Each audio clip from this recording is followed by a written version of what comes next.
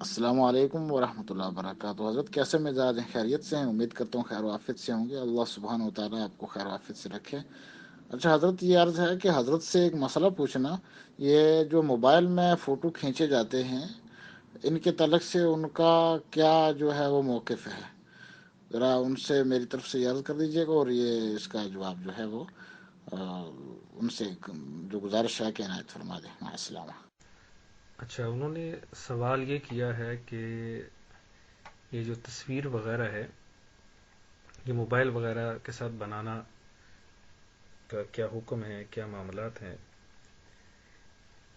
تو اس میں جو ہے وہ اعلیٰ حضرت سرکار علی رحمت الرحمان کے جو ہے نا وہ فتاوی مبارک، اس سے کچھ حوالہ جات کچھ دے دیتے ہیں، لیکن اس سے پہلے کہ اس کی تھوڑی ساری تفصیل کی جائے، ایک بات ذہن میں رکھ لیں کہ تصویر جو ہے وہ مطلقاً حرام ہے۔ یعنی مطلقاً جب ایک چیز کو حرام کر دیا جاتا ہے تو وہ ہر صورت میں، چاہے کسی بھی صورت میں ہو، وہ چیز حرام ہے۔ تو اب ان کا سوال آپ دیکھیں کہ سوال میں ہی انہوں نے تصویر کا لفظ جو ہے نا استعمال کیا، یعنی کہ یہ ہر بندے کو ہر حالت میں یہ معلوم ہے کہ یہ تصویر ہی ہے، تو جب تصویر ہی ہے یعنی مصوری ہی ہے تو مصوری تو حرام ہے اور مطلقاً حرام ہے۔ اس میں یہ نہیں فرمایا گیا کہ کہیں پر آپ پتھر پر بنائیں، سونے پر بنائیں، کپڑے پر بنائیں، کسی بھی حیت، کسی بھی صورت میں، کسی بھی طرح سے وہ مصور یعنی تصویر ہو کسی جاندار کی تو وہ حرام ہے، اس میں کوئی شبہ والی بات نہیں ہے۔ اسی طرح کا جو ہے ایک سوال فتاوی رضویہ شریف میں، یہ مسئلہ نمبر 245 ہے، اور غالباً جلد نمبر جو ہے یہ 24 ہے۔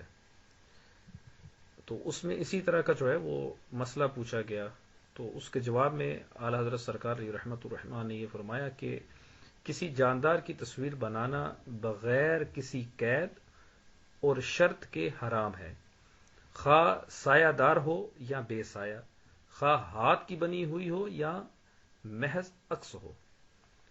یعنی سایہ دار ہو مراد کیا؟ یعنی جیسے اس زمانے میں لوگ کیا کرتے تھے کہ وہ ایک پروجیکٹر ٹائپ ایک چیز ہوتی تھی، اس سے شعاعیں نکلتی تھیں اور وہ جو ہے وہ پردے کے اوپر جو ہے وہ تصویریں جاندار کی بنتی ہوئی وہ دکھائی دیتی تھی۔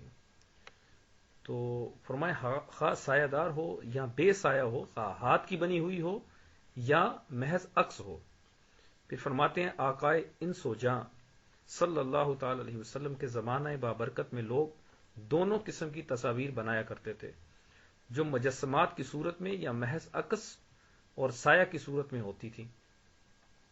چنانچہ احادیث میں مطلق تصویر سازی پر نہیں اور بغیر کسی تخصیص اور تقید کے سخت وعید وارد ہوئی ہے، لہذا تصویر کی تمام اقسام ممانعت میں داخل ہیں۔ یہاں پہ الفاظ میں غور کریں، تصویر کی تمام اقسام، تو وہ ان کا جو سوال تھا وہ تصویر کی ایک قسم پہ تھا کہ وہ تصویر جو موبائل سے بنائی جائے تو وہ تصویر کی ایک قسم ہے، وہ تصویر جو پتھر پہ بنائی جائے، وہ تصویر جو پردے پہ بنائی جائے، وہ تصویر جو کپڑے پہ بنائی جائے، وہ تصویر جو موبائل پہ بنائی جائے، تو یہ بھی ایک تصویر کی ایک قسم ہے۔ کیا موبائل میں تصویر کھینچنے والا اس کو تصویر کہتے ہیں یا کوئی اور نام لیتا ہے؟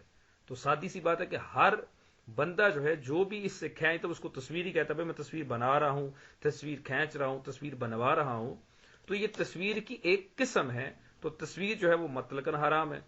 تو اب فرمایا لہذا تصویر کی تمام اقسام ممانعت میں داخل ہیں، بے سایہ تصویر کو جائز قرار دینا بعض روافظ کا مذہب ہے۔ اس میں اور صراحت جو ہے امام اہل سنت رحمۃ الرحمٰن نے آگے اسی فتوی مبارک میں فرمائی، فرماتے ہیں بلا شبہ اہل علم نے بلا قید مطلق تصویر کے حرام ہونے کی صراحت فرمائی ہے۔ چنانچہ ملا علی کالی رحمۃ اللہ تعالی علیہ نے مرکات میں فرمایا کہ ہمارے صحاب اور دیگر علماء کرام نے فرمایا حیوانات کی تصویر بنانا شدید حرام ہے اور یہ کبیرہ گناہوں میں شامل ہے، کیونکہ اس پر شدید وعید آئی ہے جو احادیث میں مذکور ہے، خواہ کسی کپڑے پر تصویر بنائی جائے، کسی بچونے پر بنائی جائے، یا درہم و دینار سکے پر بنائی جائے، یا ان کے علاوہ کسی بھی اور چیز پر تصویر کشی ناجائز، حرام اور شریعت کے خلاف ورزی کا ارتکاب ہے. یعنی کسی بھی چیز پر، موبائل کی سکرین پر بنائی ہے، کسی بھی چیز پر بنائی ہے، وہ حرام ہے. علامہ شامی رد المختار شریف میں فرماتے ہیں تصویر بنانا مطلقاً جائز نہیں، اس لیے کہ یہ اللہ تعالی کی تخلیق سے مشابہت ہے. یہ وہ اصل نقطہ ہے جو میں بیان کرنا چاہتا تھا کہ تصویر کے حرام ہونے کی وجہ کیا ہے. کہ تصویر کے حرام ہونے کی اصل وجہ فرمایا کہ اللہ تعالی کی تخلیق سے مشابہت ہے.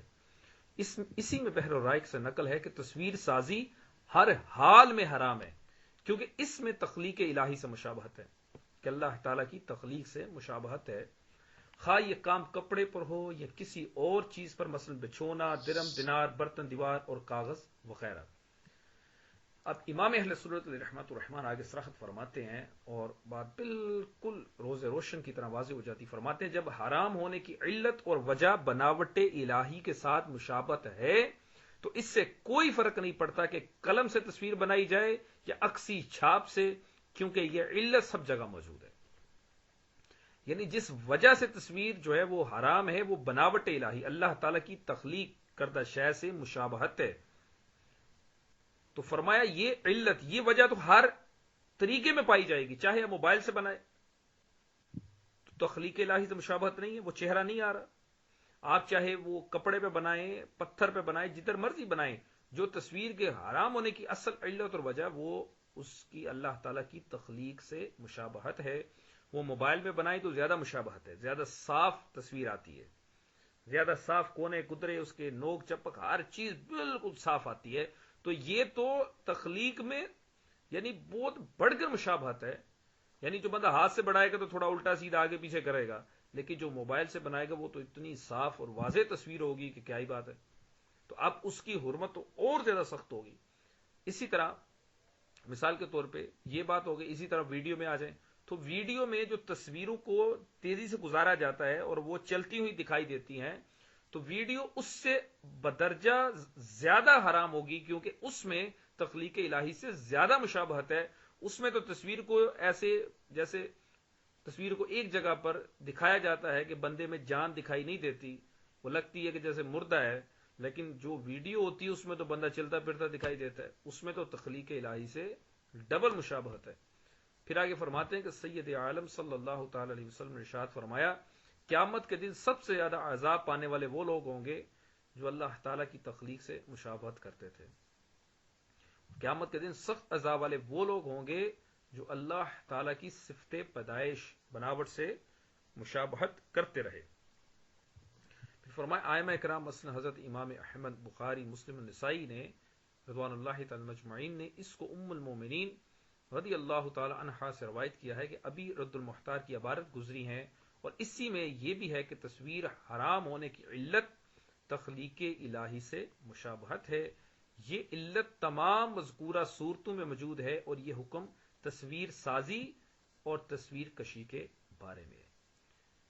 تو یہ بات بالکل روز روشن کی طرح واضح ہو گئی کہ تصویر بنانا، تصویر کے حرمت کی وجہ جو ہے وہ دراصل تخلیق الہی سے مشابہت ہے. تو اب جیسے مرضی تصویر بنائیں، جس میں تخلیق الہی سے مشابہت ہوگی وہ حرام ہو گئی. اب اس میں تو یہ بات ہو ہی نہیں رہی کہ آپ جو ہے وہ کیسے بناتے ہیں. آپ موبائل سے بنائیں، پتھر پہ بنائیں، جیسے مرضی بنائیں. اب جس میں تخلیق الہی اللہ تعالی کی تخلیق سے مشابہت ہوگی وہ چیز حرام ہے. اب تصویر کس شے کا نام ہے؟ تصویر دراصل چہرے کا نام ہے. یہ بات بالکل واضح طور پہ سمجھ لیں کہ تصویر جو ہے وہ چہرے کا نام ہے. تصویر میں جو ہے وہ باقی چیزوں کا حکم نہیں ہے. تو اس لیے چہرے کی جو بھی تصویر بنائیں گے، جو بھی تصویر چہرے کی بنائے گا، وہ جس مرضی صورت میں جس طرح مرضی بنائے جائے اس میں تخلیق الہی سے مشابہت پائی جائے گی تو وہ چیز حرام ہے، چاہے موبائل پر ہو، ٹی وی کی سکرین پر ہو، چاہے وہ کپڑے کی سکرین پر ہو، چاہے وہ کسی بھی صورت پتھر کے اوپر ہو، جیسے مرضی ہو. تو اس چیز کو جو ہے وہ ذہن میں رکھیے، جیسے مرضی ہو. تو اس کا حکم جو ہے ہر اس شخص پہ لگے گا جو تصویر بناتا ہے یا بنواتا ہے. جزاک اللہ خیر.